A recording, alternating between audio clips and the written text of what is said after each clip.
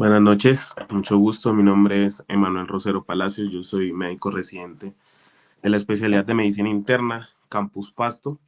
El día de hoy, pues, vamos a dar un repaso a lo que es la microbiología, sobre todo el determinante básico, ya que pues sabemos que la microbiología en sí es prácticamente un semestre entero. Entonces, de cierta forma, es como dar un abrebocas a la orientación, digamos, clínica y obviamente para que se lleve a cabo todo el determinante temático del grupo de interés en infectología. Listo. Abriendo la presentación, digamos que dentro del contenido que tengo presente para esta es la introducción, definición, la interacción medioambiental, métodos diagnósticos, bacterias, virus, hongos. En sí, digamos que lo que faltaría aquí serían parásitos, pues si bien lo tengo al último en la presentación, pero más que todo dentro de la relevancia dentro del grupo, hablar más que todo estos tres organismos en sí. Y de ellos hablar la taxonomía, la estructura, la virulencia y en sí cuáles son los métodos diagnósticos de cada uno de ellos.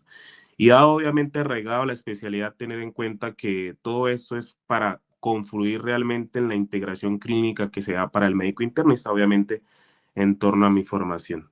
Entonces, esa imagen, pues si bien es lo que nosotros nos refleja lo que es la microbiología, sabiendo que es una pintura El Grito, que pues si bien pues de cierta forma es como nosotros la veríamos, ya sabemos que es una pintura ya del siglo XIX, pero básicamente lo que nos refleja la imagen es el entendimiento de la microbiología, un mundo que realmente es tan amplio que al fin y al cabo el resumirlo en una sola presentación queda un poco, digamos, faltante. Pero bueno, vamos a la charla.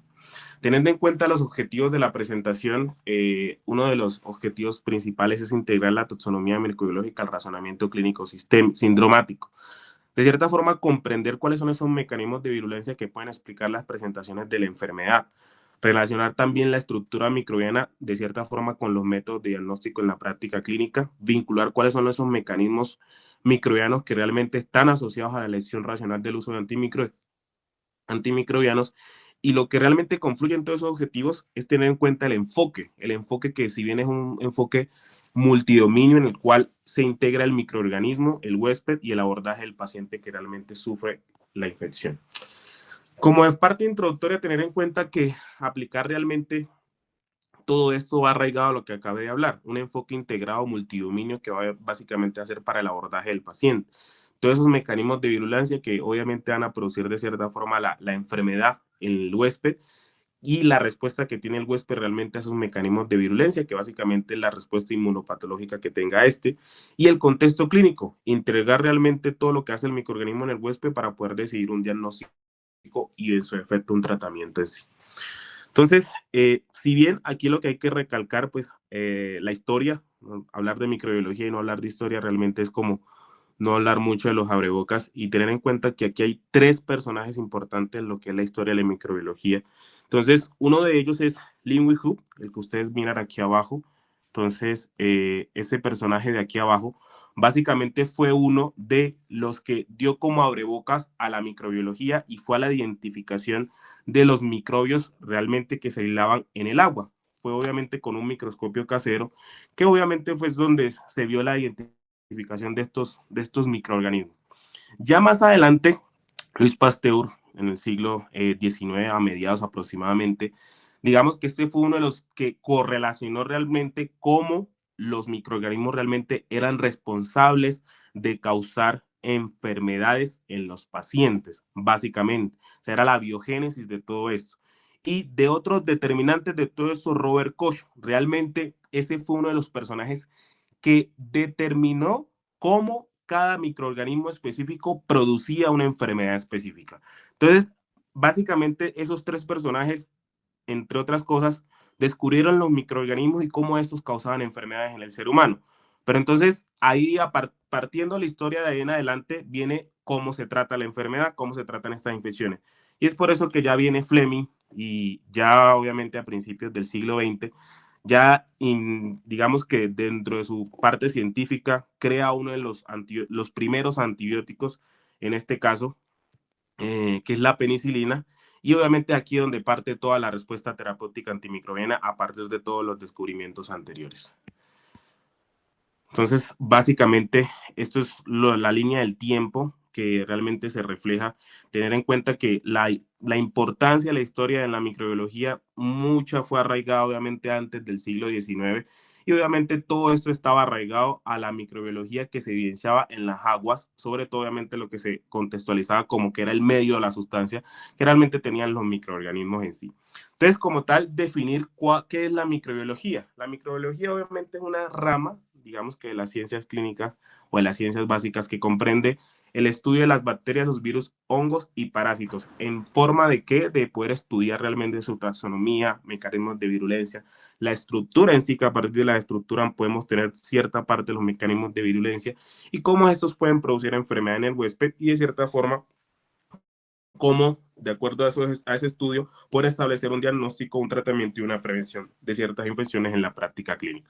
Entonces, la integración de todo esto es básicamente en estos tres determinantes, lo que está basado en el huésped, el microorganismo y el ambiente. Y esto es un triángulo realmente que se relaciona de forma bidireccional entre el patógeno, el paciente, de cierta forma, y el microorganismo. Si bien aquí tenemos dos imágenes, en la cual, en la primera imagen que ustedes ven aquí, en la izquierda, está el patógeno, el paciente y el medicamento. Cada uno tiene flechas bidireccionales que, por ejemplo, el patógeno con el paciente, el patógeno refleja la infección y el paciente, obviamente, el mecanismo de defensa, que es por medio de la respuesta inmune. Y en este caso, el patógeno con el medicamento, que obviamente pues sabemos que los antimicrobianos está arraigado a la forma en la cual en nuestro organismo hacen su farmacodinámica para poder ejercer su acción, y cómo esos patógenos generan mecanismos de resistencia al medicamento para que este no pueda actuar de cierta forma. Y acá obviamente en la gráfica B, digamos que todo ese triángulo se refleja en la enfermedad, el huésped y en los factores ambientales, que todo eso obviamente está arraigado a los factores de virulencia, la resistencia que se puede ver reflejada en el huésped, o la pérdida de la inmunidad, y todos esos factores ambientales como la humedad, la temperatura, todos los cambios medioambientales que obviamente pierden la competencia inmunológica del paciente para poder producirse la enfermedad. Entonces, hay conceptos básicos que hay que comprender, que es la virulencia y que es la patogenicidad. Si bien la virulencia es la capacidad de extensión cuantitativa y de qué tan severa puede ser la respuesta patogénica de un microorganismo, o sea, qué tan cuantitativo puede producir un microorganismo una enfermedad. Y básicamente la patogenicidad es la capacidad que tiene el microorganismo de producir cualquier enfermedad. Entonces, esa es como una gran diferencia que realmente debemos conocer para poder contextualizar la virulencia o la capacidad de enfermedad del microorganismo. Y viene realmente algo que nos concierne, es saber cómo nosotros diagnosticamos las enfermedades infecciosas, en aras de dar una abreboca para hablar de bacterias, virus y hongos, es saber cómo nosotros diagnosticamos y qué realmente tenemos en el gap de estudios diagnósticos. Entonces, yo lo subdividí en 5 tipos: el examen microscópico, el cultivo y aislamiento, la detección de antígenos, la sensibilidad a antimicrobianos, que obviamente hace parte de eso, y acá más adelante, si podemos ver, está la hibridación de ácidos nucleicos, qué pena, la hibridación de ácidos nucleicos y el diagnóstico serológico, ¿vale? Entonces, digamos que dentro del examen microscópico es básicamente ver la visualización directa del microorganismo, y en este caso tenemos múltiples modalidades, como el examen en fresco, que nos sirve para diagnosticar parasitosis y micosis fundamentalmente, los exámenes tras tinción, que más adelante en bacterias vamos a ver cuáles son las tinciones más importantes, entre ellas la tinción de Gram, que es lo que nos va a orientar a la morfología en este caso. Otras tinciones como la ácido alcohol resistente, que en las modalidades de esa está la Sid-Nielsen, la uramina, la Quinyon, entre otras. Y otras que realmente esas nos sirven para tener micobacterias, que más adelante les vamos a hablar de eso, algunos parásitos y algunas bacterias. Otras tinciones que son un poco fluorescentes, como la naranja acrina, que sirve para tener bacterias, y la calcofluoro para hacer, en este caso, para micosis. En este caso, digamos que siguiendo con la parte del cultivo y el aislamiento, nos damos cuenta que los cultivos pueden tener varias modalidades. En ellos, cultivos en medios inertes, como lo que uno ve en el pregrado, que es el agar sangre, el agar chocolate. Los cultivos celulares, en este caso, que sirven para aislamiento y tipificación de bacterias y parásitos. Aquí hay algo que hay que hacer la salvedad, y es que los cultivos celulares, si bien una vez cuando habla de virus no relaciona mucho el realizar cultivos, pero miren que sí existe. Realizar cultivos celulares específicamente para virus es accesible, digamos, para métodos diagnósticos. Los cultivos de protozoos, en este caso para Leishmania, las tricomonas y la detección de sustancias específicas, que obviamente esto ya son por técnicas de cromatografía. De la tercera modalidad, la detección de antígenos específicos. Si bien esta detección de antígenos específicos se hace en líquidos corporales, obviamente son los líquidos biológicos como el suero, el líquido cefalorraquídeo y la orina. Básicamente existen obviamente microorganismos que se hacen estudios antigénicos en estos líquidos biológicos, como pues más adelante les voy a mencionar la Neisseria meningitidis, el líquido cefalorraquídeo, el neumococo y la legionela en orina, el clostridio en la materia fecal, el rotavirus en materia fecal y el galactomanano, que obviamente en aspergillus, que también lo podemos ver en otras micosis, porque es específico de micosis. La sensibilidad antimicrobiana tenemos tres variabilidades, que es la CMI, el CMB y el CBS. ¿Qué significa eso? Eso es lo que va a dar a medir la sensibilidad que tiene el antibiótico hacia el microorganismo. En este caso, la concentración mínima inhibitoria, que es la concentración mínima que tiene el microorganismo, obviamente para inhibir el 99% del microorganismo, y la concentración mínima bactericida, que es la capacidad del antibiótico que tiene para eliminar el 99% de todo el complejo microbiano. Y la capacidad bactericida en suero es la capacidad que tiene el paciente de diluir específicamente este suero del antibiótico que está recibiendo frente al patógeno específico. Obviamente, esa es la parte de la sensibilidad de antimicrobianos, obviamente, pues es una exposición aparte, que es sobre todo de antibioterapia. Y siguiendo de cierta forma con la parte de las tinciones, tener en cuenta que tenemos otras tinciones como la toluamina, que es para protozoos, la giensea, que también puede servir para hongos o protozoos, la PAS o hematocilina diosina, que sirve para micosis y protozoos, y tinciones de plata, que sirve para micosis. Ya si bien hay otras un poco más conocidas, que son las técnicas inmunológicas, como es la inmunofluorescencia directa o indirecta, que si bien dentro de los diagnósticos microbiológicos nos puede servir para legionela, giardia, hongos como Pneumocystis, en su efecto tricomonas. Y ya hay algo que no se está haciendo, que es mirar por la microscopía electrónica por medio de virus, que eso ya digamos que no se hace. Hay algo muy particular, y es que dentro de las tinciones que yo les mencioné están los microorganismos débilmente ácido alcohol resistentes, que son el Rhodococcus X, la Nocardia, Isospora belli, Cryptosporidium, Ciclospora y Legionella. Digamos que más adelante les voy a ir mencionando realmente cuáles son los microorganismos ácido alcohol resistentes, entre ellos, pues para irle adelantando las micobacterias, y otros obviamente tenemos que son estos.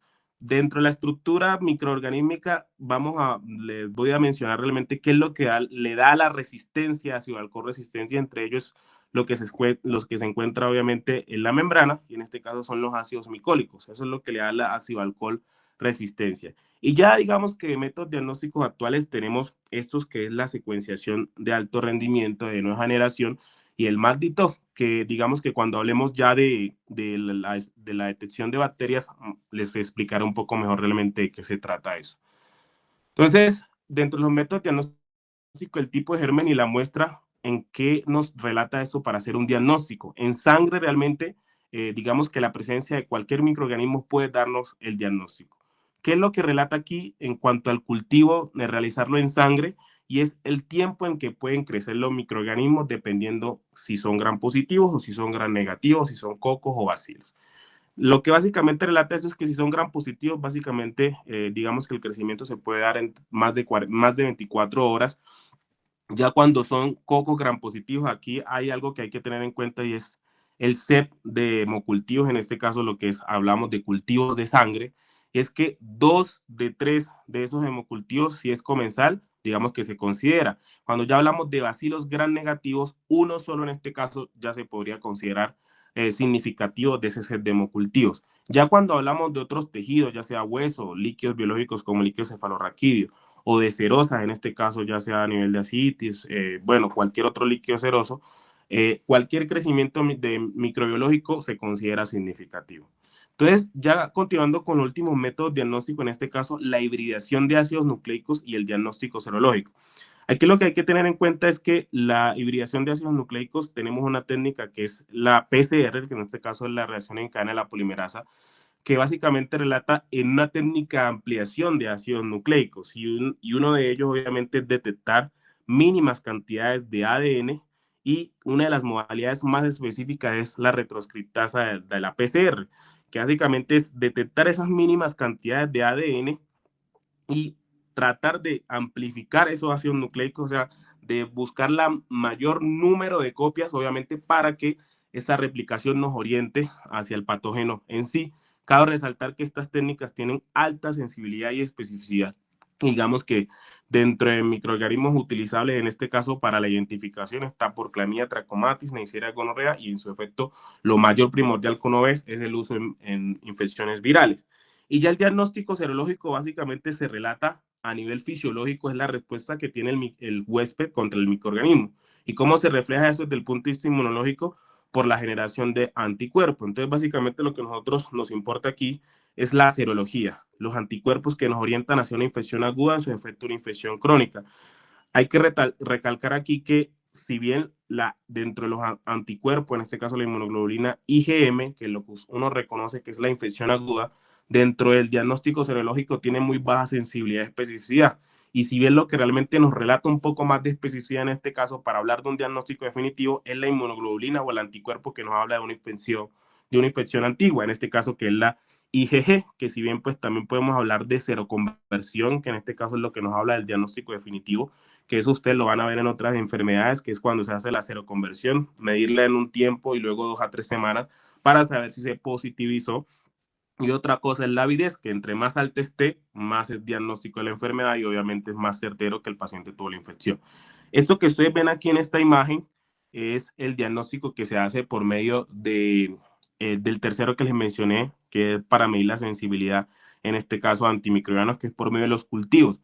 Algo muy particular es saber que los cultivos generalmente, en este caso, pueden ser de dilución, de difusión o en su efecto el ITES, que es el que está aquí, que si bien pues algo que pues en la actualidad digamos que poco se hace, digamos que el de dilución básicamente es ver el crecimiento, la visualización directa por medio de cultivos como los que le mencioné anteriormente. Y el otro, que es el método de difusión, que utilizan otras modalidades. Pero en este caso el ITES combina esas dos técnicas, que básicamente lo que se mide es el halo de inhibición que ustedes ven aquí, que es el que se centra acá, y es lo que realmente evidencia, digamos que la sensibilidad antimicrobiana en este caso. Básicamente eso es para medir la sensibilidad. Ya entrándonos un poco más en la parte de la microbiología, hablando de las bacterias, en sí hablar de la estructura y la virulencia. Tener en cuenta que las bacterias son organismos unicelulares, son organismos procariotas, a diferencia de nuestras células que somos eh, compuestos de células eucariotas. Tener en cuenta qué es lo que evidencia en la estructura bacteriana. Básicamente la estructura bacteriana se puede dividir en elementos constantes y elementos facultativos. Los elementos constantes son los que en realidad nos diferencian de las células procariotas. En este caso, digamos que los elementos constantes, en este caso, es lo que a nosotros nos asemeja como los organelos, las mitocondrias, el aparato de Golgi, el retículo endoplasmático, todo eso son los elementos constantes que obviamente las bacterias no contienen. En este caso, ¿cuáles son los que ellas contienen? El nucleoide o cromosoma, sabemos que nuestra célula eucariota, como la vemos acá en esta figura, tiene un núcleo que está rodeado de una membrana nuclear y básicamente en el caso de las bacterias tienen es un solo material que puede ser llamado nucleoide o un material obviamente ya anesteado por el cromosoma. No tienen una membrana nuclear que lo rodea y básicamente el material genético puede ser un ADN circular que puede ser de espectro bicatenario. Los ribosomas, aquí hay que tener en cuenta el coeficiente de sedimentación. Si bien ustedes se acuerdan que las células eucariotas, nuestro coeficiente de sedimentación es 80S, en las células procariotas, en este caso las bacterias, es de 70S, con dos subunidades que son 50 y 30S, que básicamente cuando hablamos de antibióticos son blancos de eso, como la aminoglucosis, macrólidos o tetraciclinas, y que obviamente aquí comprende el ARN ribosómico, que es lo que hace parte de la síntesis de proteína en este elemento constante. La membrana plasmática, digamos que está compuesta de una envoltura lipoproteica. Básicamente lo que recalco aquí es que no contiene esteroles. Sabemos que son los compuestos de esteroles fisiológicos, que si bien pues sabemos para qué nos sirven desde el punto de vista endocrino metabólico para cumplir ciertas funciones a nivel del fisiológico, tener en cuenta que esa membrana plasmática cuando sufre ciertas invaginaciones es lo que se llaman los mesosomas, y la pared celular, el elemento constante desde mi punto de vista más importante es la pared celular. Lo contienen todas las bacterias, a excepción de un género específico que es el micoplasma.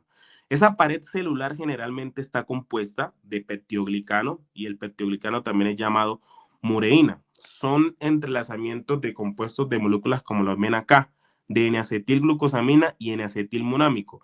Y es la misma pared celular la que le da esas propiedades tintoriales y es por ese medio que nosotros podemos llamar a las bacterias gram positivas y gram negativas.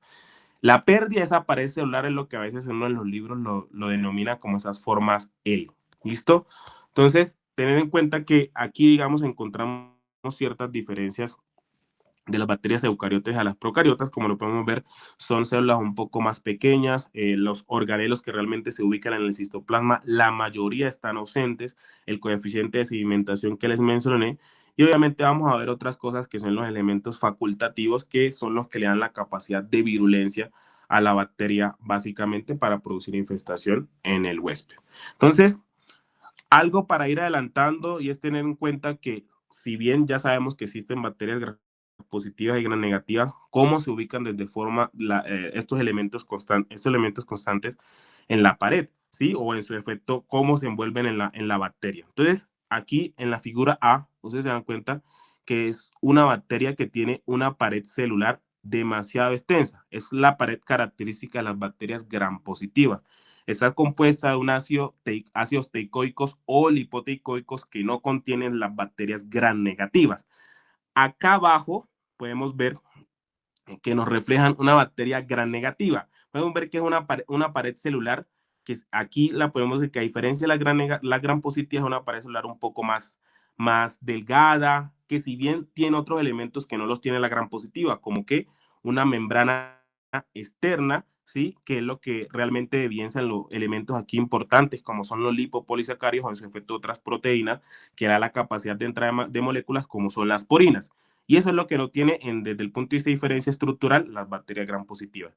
Ya cuando hablamos de estructura bacteriana en bacterias especiales como las micobacterias, estas digamos que en su pared celular tienen otros compuestos que se llaman los ácidos micólicos, en este caso, que es lo que le da la resistencia o le confiere eso que nosotros le llamamos la ácido alcohol resistencia, y tiene otros compuestos que son nuestros compuestos polisacáridos que realmente le confieren que son el araminogalactano o el lipoarabinomanano, que pues aquí en esta imagen no aparece. Entonces, pero eso es una cosa que los diferencia, los arraiga a un compuesto aparte, pero básicamente toda esa estructura, a grosso modo, es similar un poco a las bacterias gram positivas. Entonces, algo muy característico de las micobacterias es que tienen esto, algo que se llama el core factor. El core factor básicamente son agregados de esos ácidos micólicos que si bien pueden confluir con esos polisacáridos superficiales que se encuentran en la membrana externa, y es lo que obviamente le da como un mecanismo de virulencia para que obviamente esto pueda conferir infestación en el ser humano. Entonces, esos es básicamente los elementos constantes que se diferencian entre las bacterias gram positivas y gram negativas.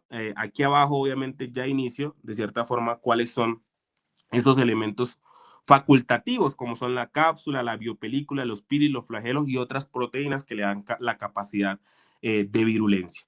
Algo que hay que resaltar aquí y es que las bacterias gram negativas, como le dije, lo que la diferencia de las positivas es la membrana externa. La membrana externa tiene unos lipopolisacáridos que entre ellos el de importancia clínica es el lípido A. El lípido A de cierta forma funciona como una endotoxina que dentro de la fisiología bacteriana vamos a ver más adelante cómo produce infección y cómo puede producir un síndrome de respuesta inflamatoria que incluso puede progresar hacia sepsis o en su efecto hacia shock séptico básicamente. Entonces, esos elementos facultativos básicamente se relatan en esto. Cápsula, organelos exteriores, que ya les voy a mencionar cuáles son, las inclusiones citoplasmáticas, plasmios y las esporas. Entonces, la cápsula generalmente está compuesta por polisacáridos. Básicamente, dentro de tinciones se pueden utilizar tinción negativa con tinta china, que es lo que le confiere. La cápsula básicamente, digamos que dentro de la importancia clínica, le confiere resistencia a a la inmunología del paciente. O sea, digamos que le confiere resistencia a la fagocitosis en este caso. Y entre ellos, digamos que hay microorganismos que tienen cápsulas, digamos que lo orienta como su mecanismo de virulencia, como es el Streptococcus pneumoniae, Haemophilus influenzae y la Neisseria meningitis. Algo muy característico es que los plásmidos, en este caso siendo otros elementos facultativos, es ese ADN o ese material genético extracromosómico que las bacterias se transfieren por métodos de conjugación. Y obviamente esto es para replicar su virulencia. Los organelos exteriores, en este caso los flagelos, que están compuestos por una proteína que se llama flagelina, es la posibilidad o la capacidad que tiene el microorganismo de poder movilizarse. Eso lo tienen ciertos microorganismos que más adelante les voy a mencionar, entre ellos eh, microorganismos como los vibrios, los bacillus, los clostridoides tienen la capacidad de estos flagelos para poder movilizarse o les confieren mayor movilidad, obviamente, dentro de su virulencia. Las fimbrias o pilis, digamos que aquí se subdividen en dos cosas, que son los pilis sexuales y los pilis comunes, que más adelante les voy a mencionar el por qué o cuál es la importancia de saber cómo se subdividen esto y cuál es la importancia dentro de la patogenicidad que tienen las bacterias. Las esporas, si bien son un elemento facultativo que tienen las bacterias en la cual les confiere, digamos, resistencia en ambientes deleterios, por decirlo así, ya sea en este caso ambientales, ¿sí? Las esporas pueden estar dentro de la bacteria en su efecto andar libre, digamos, desde su punto de vista de virulencia. Y estas esporas, si bien pueden ser un elemento facultativo que dentro de esos ambientes que sufren estrés, las bacterias pueden estar vegetativos para producir otra bacteria, en este caso, en torno a la replicación posterior. Entonces, es un método como tal de mediador habitual de resistencia que le confiere a la bacteria para que ésta pueda ser infectora. ¿Y digamos, qué microorganismos producen esto? Los clostridios y los bacilos son microorganismos esporulados que pueden tener esta capacidad de adaptarse a resistencias medioambientales, ¿sí? Y esto es lo que realmente se produce con las esporas. Las esporas, si bien desde el punto de vista para la comprensión, pueden correlacionarse a ser microorganismos, digamos, independientes, por decirlo así, pero no. Entonces, básicamente las esporas se subdividen por un método de gemación binaria, en este caso. Y es lo que por medio de eso le confluye en este caso la virulencia y su efecto en la replicación de la bacteria. Si ustedes se dan cuenta aquí, las esporas tienen también estructura al igual que la bacteria, por eso les decía que pueden estar dentro de su efecto fuera. Tienen pared, tienen membrana interna, tienen una región central que es lo que se le denomina core y tienen una cubierta proteica. Y obviamente eso es lo que le da la capacidad de la subdivisión y poder obviamente tener su capacidad de esporulación, que es por medio de este proceso que producen infección. Entonces, digamos que básicamente esto se produce las funciones que tiene cada una de esos elementos constantes en este caso. Entonces, digamos que cada uno en este caso las cápsulas o la pared celular le confieren soporte a la célula y la protegen de medios hipotónicos, básicamente. Entonces, es para que la célula de cierta forma no sufra un proceso de muerte, por decirlo así, en torno a los medios internos en este caso. Y digamos que todo eso está arraigado a que esos elementos se conviertan, desde el punto de vista de la práctica clínica, en dianas antibióticas, en su efecto puedan producir resistencia a los antibióticos, como lo podemos ver acá abajo. Entonces, aquí ya viene algo muy característico, es la diferenciación que nosotros hacemos con bacterias gram positivas y gram negativas. Como les había mencionado anteriormente, esta capacidad se la da en la pared celular y es por eso que aquí en esta imagen vuelvo a mostrar cuál es la diferencia que tienen cada una de estas bacterias. Entonces, si bien la tinción de gram en las gram positivas, eso le da un color azul o violeta. Y la pregunta aquí es, ¿por qué las gram negativas entonces se tillan rojo rosa? ¿Hay una otra tinción de gram? No. Básicamente lo que pasa en esto cuando se aplica la tinción de Gram es que la tinción de Gram sí se queda en las bacterias gram positivas, dado que tienen un espesor de pared celular grueso, como ustedes lo ven aquí en esta imagen de acá. Entonces tiene una pared celular gruesa, pero cuando ya uno lo va a aplicar en las bacterias gram negativas, esa pared celular, al ser tan delgada, no contiene, por decirlo así, la tinción de Gram, y es por eso que esa tinción de Gram al aplicarse, pues se pierde. Y es por eso que se tiene que aplicar una segunda tinción, en este caso es la tinción de safranina, y esa sí obviamente le confiere ese color rojo-rosa. Es por eso que se dicen gram negativas, es porque no se pudieron teñir con el método de Gram, ¿vale? Entonces, si bien aquí hay que recalcar, dentro de las toxinas que pueden producir tanto las bacterias gram positivas gram negativas, las endotoxinas o la exotoxina. En este caso, las endotoxinas son más características de las bacterias gram negativas, como lo mencioné, dado los lipopolisacáridos que tienen en su membrana externa, como es el lípido A, y ya obviamente las otras diferencias fueron algo que ya lo mencioné anteriormente. La morfología y agrupación. Digamos que aquí la morfología es algo que nosotros ya sabemos desde el punto de vista del pregrado, y es que esta agrupación morfológica nosotros podemos llamar en cocos, bacilos, cocobacilos, vibrios o espirilos o espiroquetas, básicamente. Y en torno a eso es que nosotros podemos identificar ciertos microorganismos. Entonces, aquí no me deja mentir la parte que les decía del rojo safranina. Eso es lo que le da la atención a las bacterias gram negativas, por, obviamente cuando no se pueden teñir con la tinción de gram. Entonces, básicamente, toda esa taxonomía se resume en este cuadro y es como un mapa mental que uno debería hacer para poder identificar y ubicarse realmente en qué parte de los gram negativos y gram positivos, dependiendo de su morfología, dónde estamos. Entonces, hay que tener en cuenta que si bien ya nos ubicamos en gram positivos y gram negativos, el segundo paso sería ubicarnos en la morfología, si son cocos o bacilos. Y la tercera sería la fisiología, si son aerobios, anaerobios o en su efecto son las dos. Pero en torno a la práctica clínica es subdividirlo en eso, en gram negativo, gram positivo, si son cocos o bacilos y son, digamos, aerobios o anaerobios. Entonces, iniciando con esto, cocos gram positivos.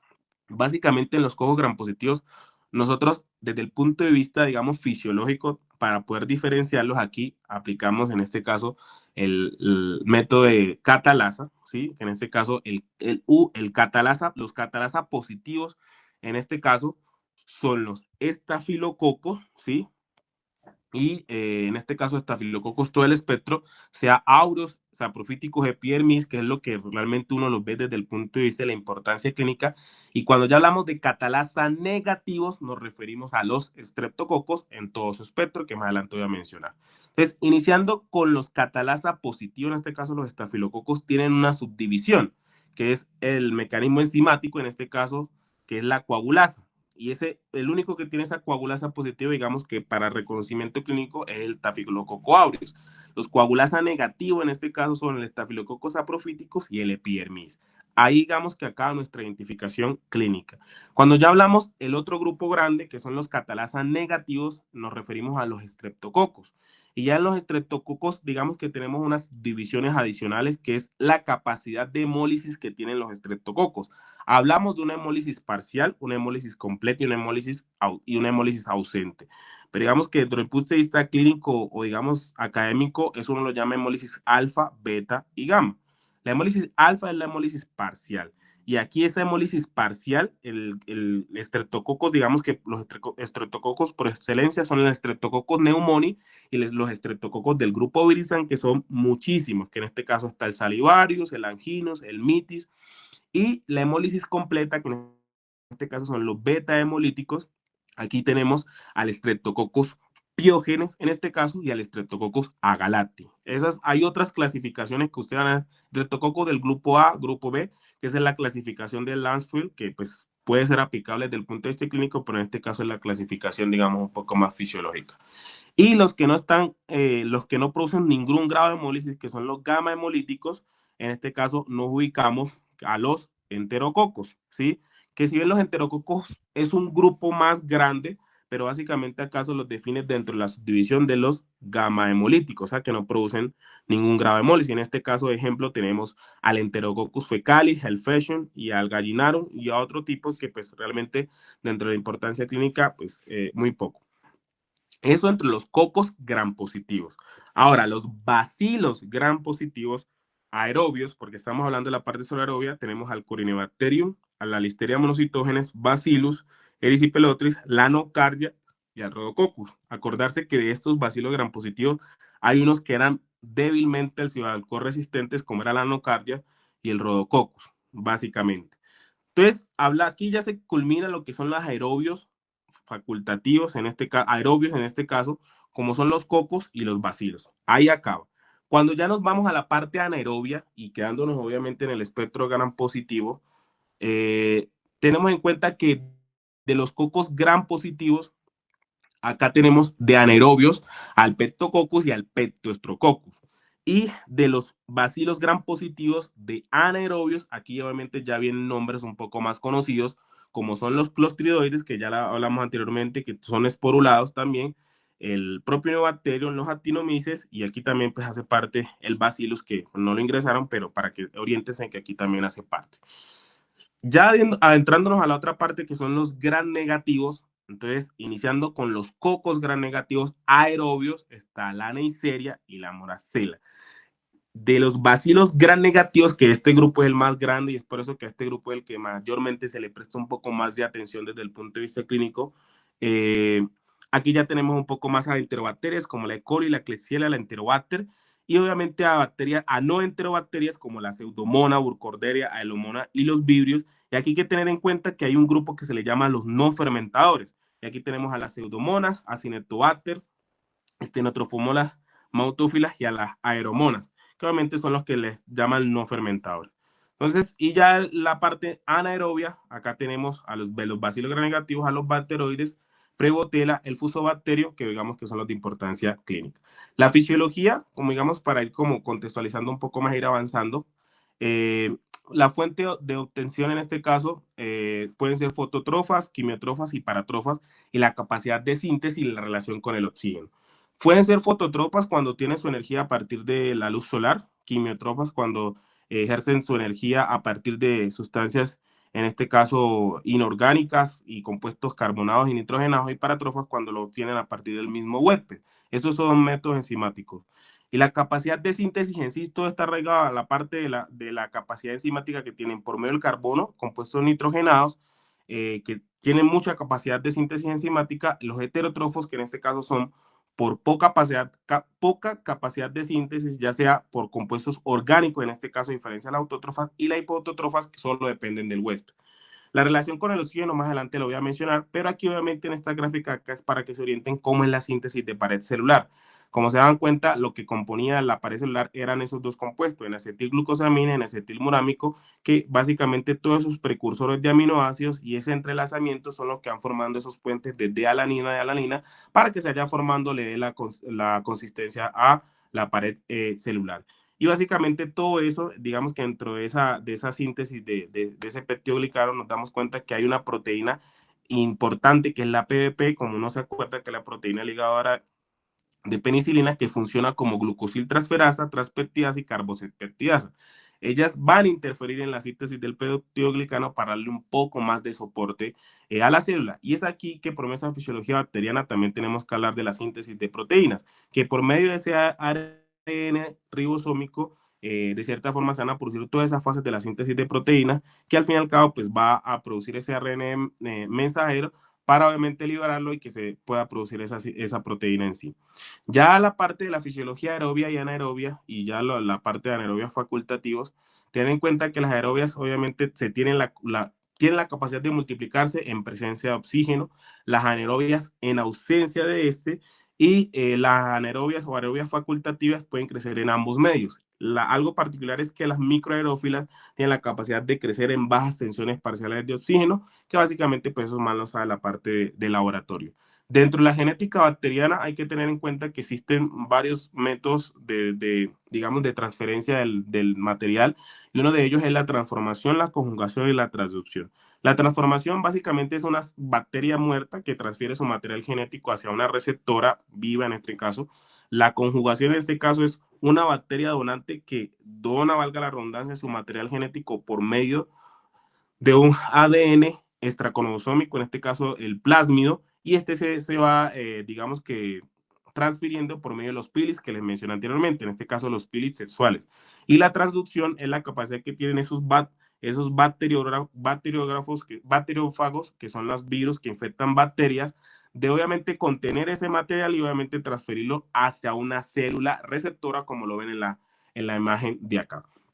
Puertas de entrada, esto nos orienta realmente a cuál es el microorganismo. Dentro de la ingestión encuentran la salmonela, la shigella, yersinia, la E. coli en su patrón, en espectro enterotoxigénico, el vibrio, la inhalación, en este caso los que pueden infectar a nivel pulmonar, como las micobacterias, en este caso por tuberculosis, nocardia, que también obviamente produce abscesos pulmonar, pero también a nivel cerebral, los micoplasma pneumoniae, la legionelosis, que en este caso cuando ustedes ven neumonía son los causantes de neumonía atípica, el traumatismo en este caso por clostridioides, obviamente por la parte a nivel de tejido de celular subcutáneo, las venopunciones, en este caso bacterias que se alojan a nivel cutáneo, como lo son los estafilococos, y ya digamos que los que son transmitidos por artrópodos, como la rickettsia, la Klebsiella, francisella, borrelia, en su efecto la Yersinia pestis, que ya muy poco se ve.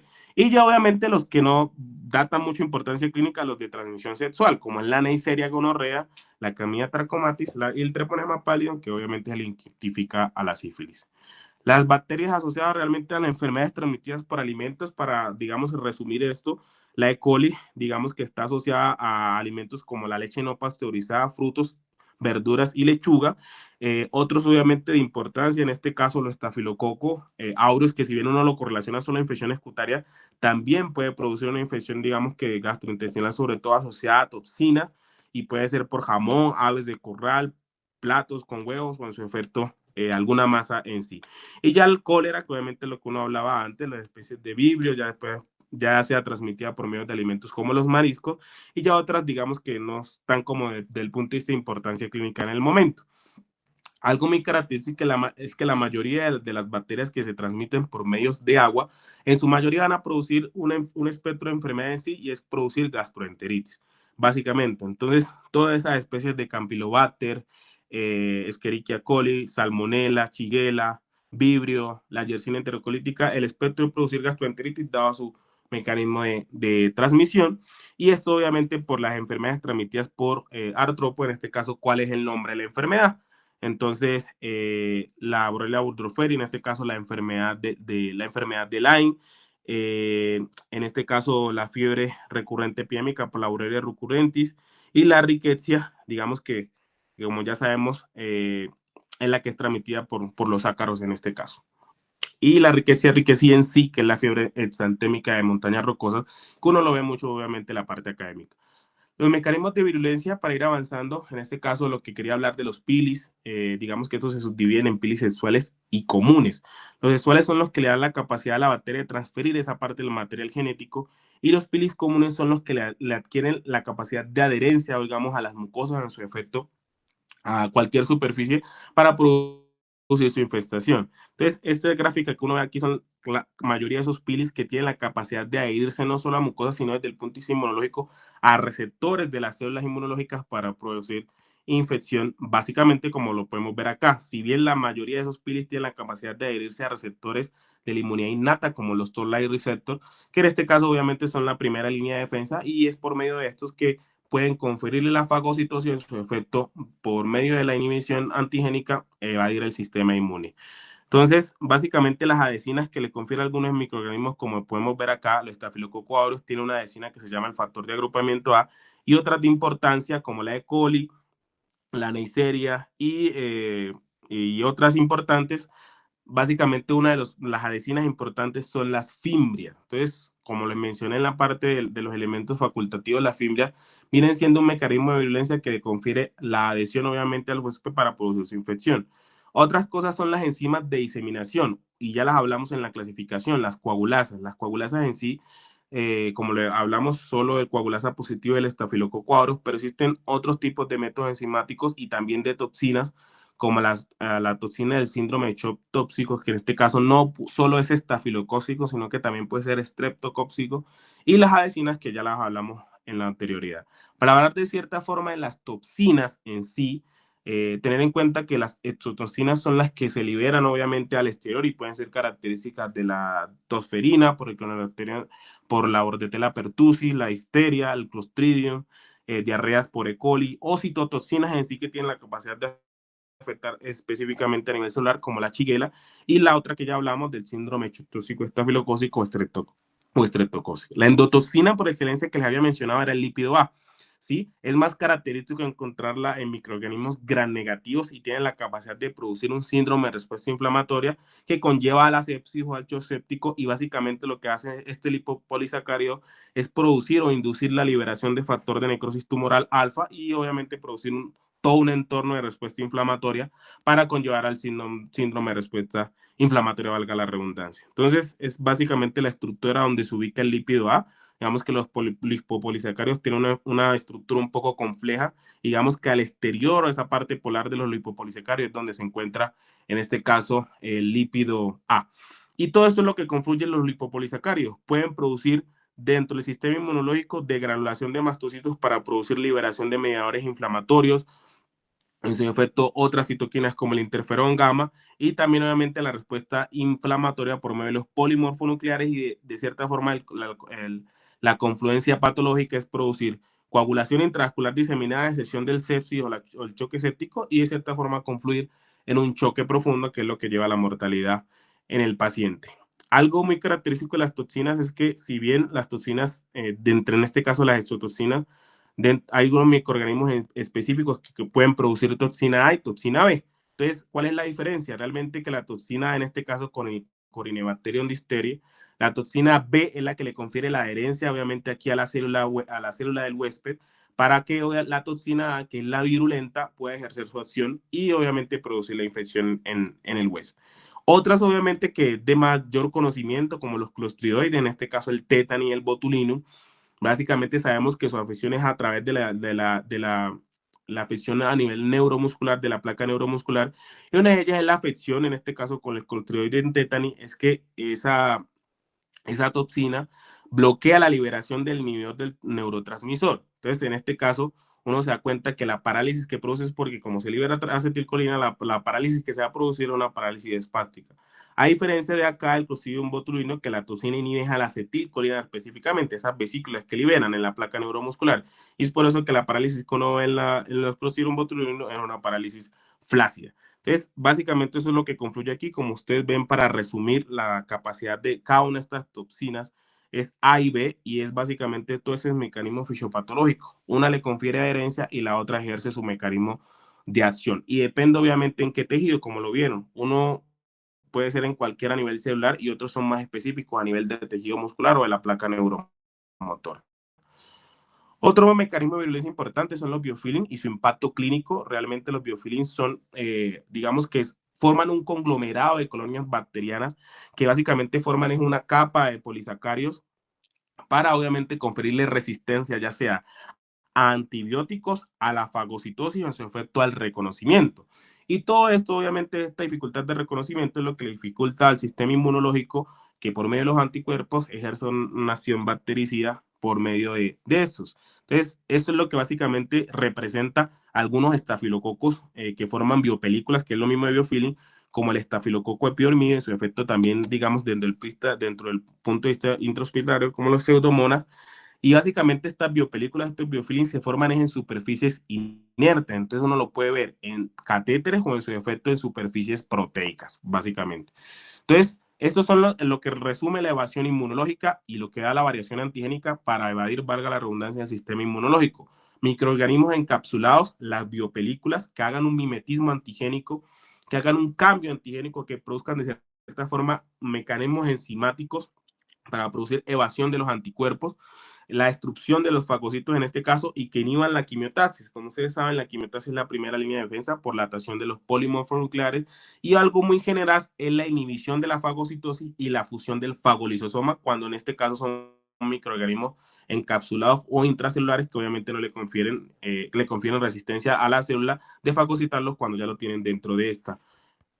Listo. Entonces, digamos que esos microorganismos que son encapsulados, y para orientarnos realmente cuál es el mecanismo de virulencia, el estafilococo aureus es encapsulado, el Streptococcus pneumoniae, el Piógenes, el Agalacti, la Neisseria gonorrea, el meningitis, hemófilos influenza, etcétera. Digamos que son microorganismos encapsulados que, si bien hacen parte de esos mecanismos de evasión inmunológica, y vienen los intracelulares, que son los que dentro de los mecanismos inmunológicos de evasión hacen la inhibición del fagolisosoma, y entre ellos se encuentran los del género de Mycobacterium, Francisella, Rickettsia, Listeria monocitogenosclamidia, que básicamente confieren esta parte del mecanismo inmunológico de evasión. Y eso es lo que nos refleja esta gráfica. La fagocitosis, por ejemplo, aquí uno ve con el Mycobacterium tuberculosis, inhibe la fusión del lisosoma, escapan de este y proliferan del citoplasma. Y es por eso que cuando uno habla de Mycobacterium en tuberculosis, valga la redundancia, ustedes se dan cuenta que se aísla realmente este germen y es lo que obviamente pues forma el famoso tuberculoma. Básicamente es, digamos, que el mecanismo de evasión inmunológica que tienen los microorganismos, y eso es lo que lo resume en esta tabla: la resistencia enzimática y la inhibición del fagolisosoma, y esto es lo que le da la adaptación al medio citoplasmático para que estos microorganismos se puedan replicar. Ya obviamente culminando la parte de las bacterias, ¿cómo se diagnostican? Si bien les había mencionado que existen diferentes como los métodos de dilución, difusión, y ya métodos moleculares como la PCR y el MALDI-TOF. Entonces, básicamente, digamos que esos son los cultivos que uno puede hacer. El ITES que les mencioné, que es una combinación de dilución y difusión, básicamente, y ya la parte molecular, que es lo novedoso de cierta forma. En este caso tenemos PCR, qPCR, el ciclo de secuenciación y la secuencia de nueva generación, que es lo que nosotros vemos aquí en este recuadro. Entonces, la PCR, si bien nos define esa cantidad mínima de ADN que se puede detectar para posteriormente ser amplificado. El qPCR, digamos que es esa PCR que de cierta forma es en tiempo real, que mide esa cantidad, la cantidad de esas secuencias que uno pueda orientarse o, digamos, cuantificar, valga la redundancia. Y el ciclo de secuenciación es del material genético de la bacteria, detecta un fragmento en específico. Y en la secuencia de generación detecta millones de copias, millones de genes, millones de exosomas, obviamente para poder identificar uno. Pero ¿en qué relata todos estos métodos moleculares? Básicamente en el tiempo. Si ustedes se dan cuenta en la parte 1, el cultivo, todos estos métodos de diagnóstico directo se basan en un tiempo de 24 a 48 horas y de ahí en adelante. Y básicamente estos métodos moleculares nos confieren un diagnóstico o una orientación diagnóstica básicamente en horas o incluso minutos. Y ya digamos que el de excelencia es el MALDI-TOF, que es lo novedoso aquí. Digamos, básicamente en este caso el MALDI-TOF es una técnica de espectrometría de masas, que si bien la espectrometría de masas a grosso modo habla de la cuantificación química del microorganismo, y esa técnica realmente lo que significa es desorción y ionización de láser a matriz, que es el tiempo de vuelo, básicamente lo que define esto, y lo que nos da eso es un diagnóstico, digamos, molecular o la secuencia genética en horas, ¿sí? Esto es básicamente lo novedoso en esto, que nos da el diagnóstico en horas cuando obviamente tenemos un cultivo positivo. Entonces, eso es lo que podemos ver en el MALDI-TOF, que digamos que el diagnóstico aquí ya lo evidencia en un tiempo aproximadamente 15 minutos, en su efecto media hora a 2 horas, básicamente después de que tenemos un cultivo positivo. Entonces, al explicar eso, básicamente este es el algoritmo que uno debería seguir. Nosotros aplicamos un cultivo porque obviamente todos los microorganismos se deben cultivar, pero en el caso de que desde el punto de vista del laboratorio evidencien el crecimiento de un germen, es ahí donde debería aplicar estas técnicas moleculares, con el fin de que de orientarse a la tipificación de microorganismos. Pero ¿esto a qué conlleva? A que el reconocer la tipificación de microorganismos nos oriente a establecer una estrategia antimicrobiana empírica, digamos, acertada para el paciente y obviamente interferir en la progresión clínica de este. Es por eso que esas técnicas moleculares nos están llevando un paso más adelante de los cultivos definitivos. Obviamente eso es todo arraigado a la parte de la estrategia terapéutica en sí. Básicamente, digamos que esta la parte de los métodos diagnósticos no la menciono mucho, sino que es para que vean los grados de hemólisis que tienen, sobre todo el beta-hemólisis alrededor de ese halo del microorganismo, es una hemólisis completa que se ve como dorado, y eso es lo que orienta a la hemólisis en sí. Los estreptococos, que pues sabemos que la orientación que se puede dar, que llamo la forma en que se pueden distribuir, y acá obviamente todo en cultivo, como se ve la hemólisis, básicamente, pues digamos que desde el punto de vista clínico no orienta mucho, digamos, que hablar de esta parte. Pero entonces, ¿cómo los métodos diagnósticos nos van a ir reflejando? Y solo voy a poner un solo ejemplo y con el estafilococo aureus. Digamos que los estudios diagnósticos, ¿cómo nos los podrían referir? En el cultivo, como cocos gram positivos en racimos, que ya sabemos que los que son en cadena son los estreptococos, colonias grandes, beta-hemolíticas, catalasa positivos, coagulasa positivos. Si ven todo el mecanismo enzimático y todo el perfil taxonómico que se le mencionó básicamente para identificar un solo microorganismo, y es básicamente lo que se podría hacer en el laboratorio, y es, digamos, que estos otros de importancia clínica. Dentro de los métodos de micobacterias existen los que mencioné al principio, los métodos de examen directo, como son las tinciones en este caso, y las tinciones específicas para micobacterias, porque son un espectro de bacterias un poco particulares, por decirlo así. El Sid-Nielsen, el Quinjon y el ácido alcohol resistencia, que ya sabemos que el ácido alcohol resistencia se le dan son los ácidos micóleos que se encuentran en su estructura bacteriana. Y eso obviamente es lo que le va a conferir la identificación, ya sea por métodos morfológicos o reacciones bioquímicas en sí. Y para culminar la patogenicidad que tienen las bacterias, entender todos esos mecanismos, esos elementos facultativos. Los lipopolisacáridos en sí sabemos que es una endotoxina y va a culminar en sepsis y shock séptico. La cápsula, ¿qué le va a conferir? Si bien puede tener una variación antigénica o tener un mecanismo virulento, le confiere al microorganismos a los que mencionamos la capacidad de producir neumonías o efecto meningitis por los que producían. Y el biofilino, esas biopelículas realmente están asociadas a infecciones en superficies inertes, ya sea catéter o en su efecto prótesis. Y es por eso que hablamos de las superficies proteicas.